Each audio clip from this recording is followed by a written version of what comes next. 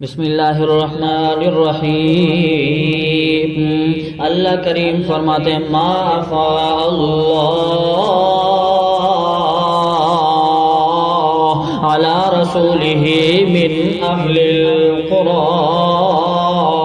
اللہ کریم فرماتے ہیں کہ اللہ رب العالمین نے اپنے پاک پیغمبر کو جو دوسری بستیوں میں سے جیسے فدق ہے، خیبر ہے، عرینہ ہے، اسی طرح کی دوسری بستیاں ہیں جیسے بنو نذیر ہے، ان تمام کی تمام بستیوں سے اللہ نے جو اپنے پاک پیغمبر کو مال فے دلوایا۔ اب یہاں پر اس آیت کے اندر اللہ کریم نے اس مال فے کے مصارف کو بیان فرمایا، یعنی یہ مال فے اللہ کے پاک پیغمبر کہاں کہاں پر خرچ کریں گے۔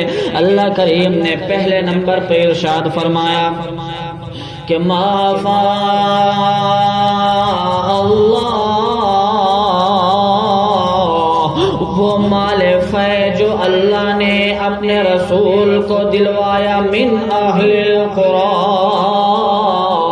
دوسری بستیوں میں سے، فللہ، پہلے نمبر پہ یہ کس کا حق ہے؟ اللہ کا حق ہے، وللرسول، اور یہ رسول اللہ کا حق ہے، حق اللہ کریم کا ہے۔ اللہ کریم نے یہ مال فے دلوایا ہے کس کو؟ اپنے رسول کو۔ تبھی اللہ کریم نے فرمایا وللرسول،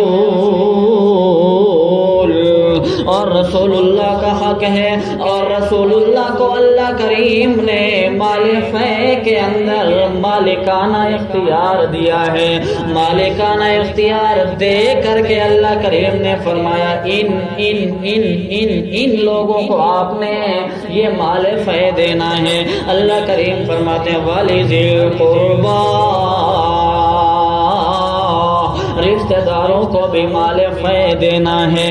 ان کو رشتہ داروں کو بھی مال فے میں سے حصہ دینا ہے۔ یہ رشتہ دار سب کے رشتہ دار مراد نہیں، بلکہ اللہ کے پاک پیغمبر کے رشتہ دار مراد ہیں، جیسے بنو عبد المطلب، بنو ہاشم، یہ والے رشتہ دار مراد ہیں۔ تبھی اس لیے تو مفسرین فرماتے ہیں کہ اللہ کے پاک پیغمبر محمد رسول اللہ، سارے بولو صلی اللہ علیہ وسلم کی زندگی کے اندر تو ان رشتہ داروں کو ملتا رہا مال فے میں سے حصہ، لیکن جب اللہ کے پاک پیغمبر دنیا سے پردہ فرما گئے تو اس کے بعد ان کو حصہ ملنا ختم کر دیا گیا۔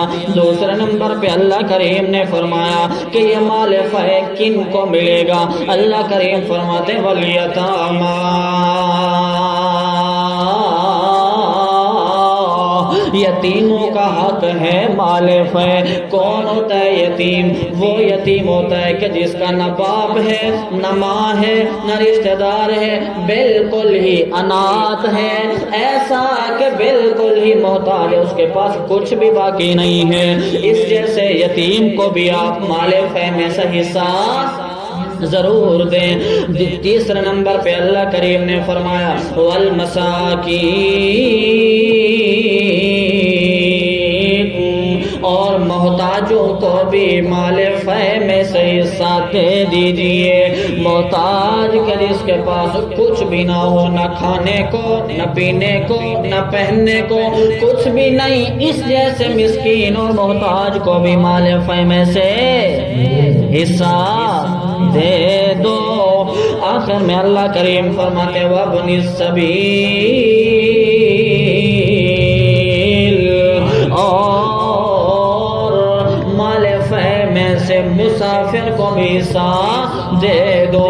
ایسا مسافر کہ جس کے پاس کچھ بھی سامان نہیں، ایسا مال متاع نہیں، ایسی ضرورت کا سامان نہیں، ایسا خرچہ اور کرایہ نہیں کہ اس سفر سے اپنی منزل مقصود تک پہنچ جائے۔ ایسے کوئی وسائل بھی نہیں اس کے پاس کہ جن کو استعمال کر کے اپنی منزل مقصود پہ پہنچ جائے. بہت مجبور، لاچار، بے بس، بے کس ایک اپنی سفر کے راستے کے اندر کھڑا ہوا ہے، رکا ہوا ہے. ایسے مسافر کو، ضرورت مند مسافر کو بھی مال فہم سے حصہ دے دو. یہ ارشاد فرما کر کے اللہ کریم فرماتے ہیں کیوں ان کو دے دو، کیوں رشتہ داروں کو یہ مال فہم سے حصہ دے دو، کیوں یتیموں کو مال فہم سے حصہ دے دو، کیوں مساکین کو مال فہم سے حصہ دے دو، کیوں مسافروں کو مال فہم سے حصہ دے دو. اس لیے کئی لا یکون دولتم بین الاغنیاء منکم، اس لیے تاکہ یہ مال تم میں سے مالدار لوگوں کے درمیان نہ گھومتا رہے. اور جیسے ہمارے ہاں جب کسی عہدیدار کو حکومت کی طرف سے روڈ بنانے کے لیے، گھر بنانے کے لیے، اور جناب جی ندیاں بنانے کے لیے، حوض اور تالاب بنانے کے لیے، غریبوں اور ضرورت مندوں کی ضرورتیں پوری کرنے کے لیے مال دیا جاتا ہے، وہ کچھ پرسنٹ تو اس پہ خرچ کرتے ہیں، لیکن زیادہ حصہ باوجود کہ مالدار ہوتے ہیں لیکن پھر بھی خود استعمال کر جاتے ہیں، غریبوں اور ضرورت مندوں کی ضرورتیں پوری نہیں کرتے. اس لیے اللہ کریم نے فرمایا کہ یہ جو مال فے ہے اس کو ان مصارف کے اندر خرچ کر دو. کیوں؟ اس لیے تاکہ جو پہلے سے مالدار لوگ ہیں بار بار یہ مال ان لوگوں کے درمیان نہ گھومتا رہے. آگے اللہ کریم نے فرمایا وما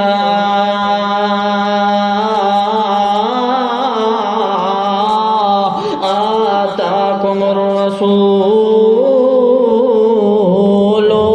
پڑھو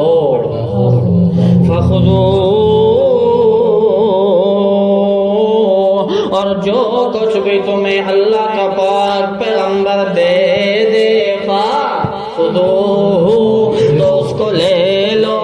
وما نہاکم عنہ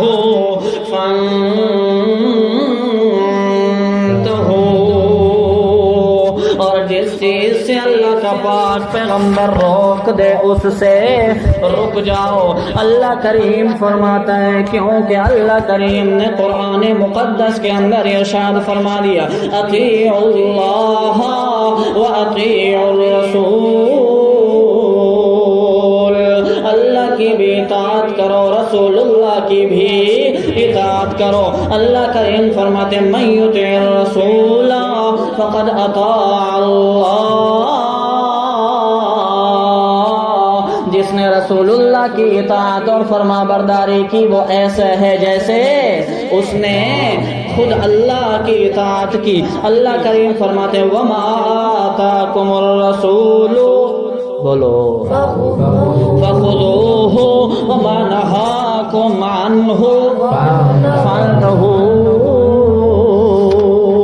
جس چیز جو بھی چیز اللہ کا پاک پیغمبر تمہیں دے دے، جو کام کرنے کا حکم دے دے وہ کرو، اور جس چیز سے روک دے اس سے رک جاؤ. آگے اللہ کریم فرماتے ہیں واتقوا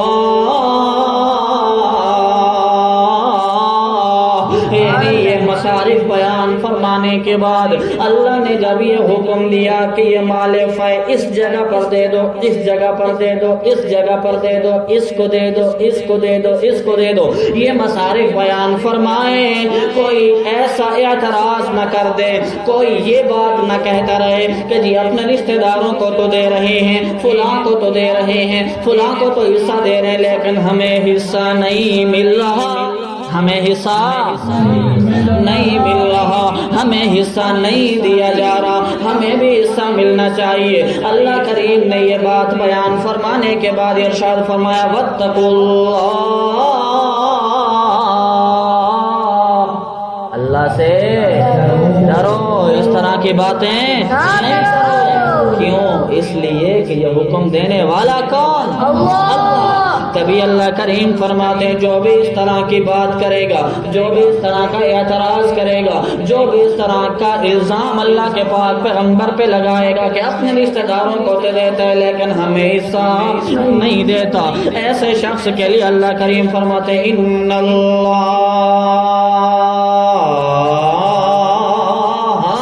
شدید العقاب، اللہ کریم جو ہے وہ سخت عذاب اور سخت سزا دینے والا ہے۔